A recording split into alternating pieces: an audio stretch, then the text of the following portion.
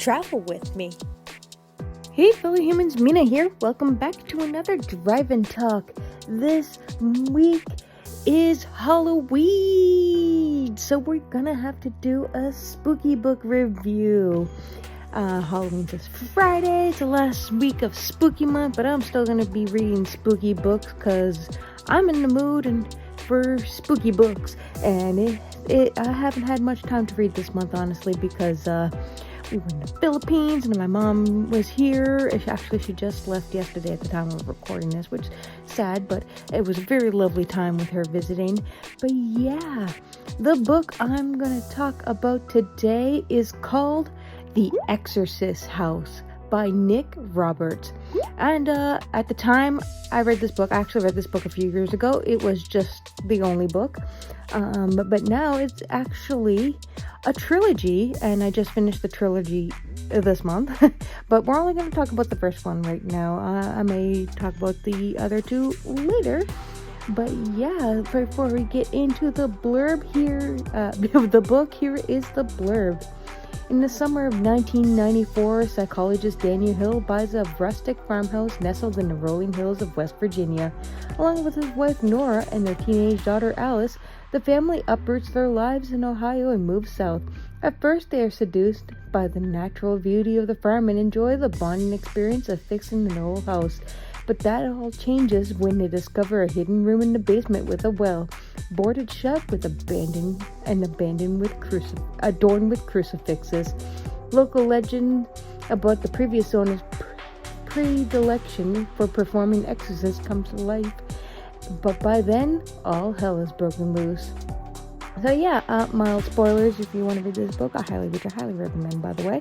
Come back, this is just my thoughts. So yeah, this book has no business being as good as it was. This was one of the best horror books I've read in a while, outside of Judith Sonna's books, but she writes more splatterpunk and horror than the genre of horror. Oh well, she did. She's finished with the splatterpunk, and she still writes extremely good horror. But if you want to read horror in any genre, Judith Sonna, check her out. I did a video question about her, but anyway, this video is about The Exorcist House, so we're gonna go back to that. Before I get into this book, I do want to mention that I love this shout out and Easter eggs of sort of William Blatty, the author of The Exorcist. Could be as a tribute, could be as an Easter egg, but the fact that the exorcist who owned his house in the title of this book has the last name Blatty, love that. I found the pacing to be great, the story intriguing, and the visuals perfect. I could picture everything like it was a movie, and that's great because I could see this as a movie. In fact, I wish it was, as it's one of my favorite types of horror movies. Supernatural stuff. I love the supernatural and hauntings of demons, and this had it all. And that ending, chef's kiss. The kind of ambiguous ending that leaves you wanting more, yet also somehow ends perfectly as you would expect a horror book / movie to end. It's great.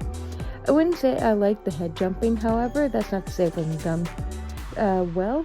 I just normally don't need books with multiple POVs in the same chapter. I didn't expect this book to be one of those. It worked though, not my usual style, but Roberts executed it perfectly, and in fact, it added to the story.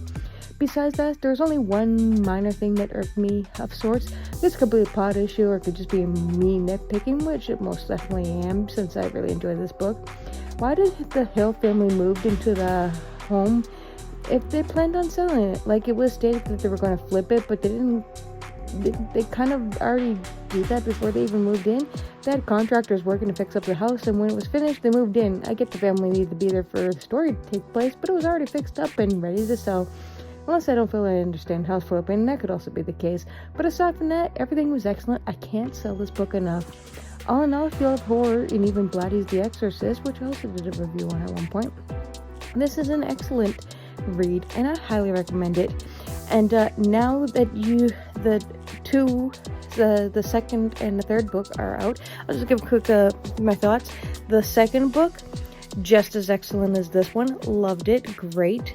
Perfect supernatural horror. Really, really, really enjoyed it. The third book, unfortunately, was a little meh in most parts, but when it was good, it was good. And then when the good wasn't happening, it was just kind of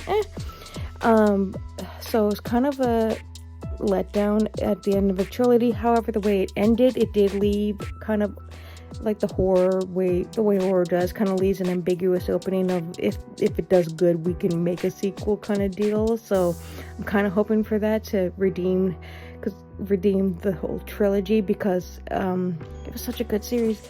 And then it's just like, why did you let me down in the last book? So I hope there is a fourth one in the works to redeem the ending of the third. But the first two, perfect, 5 stars, love them.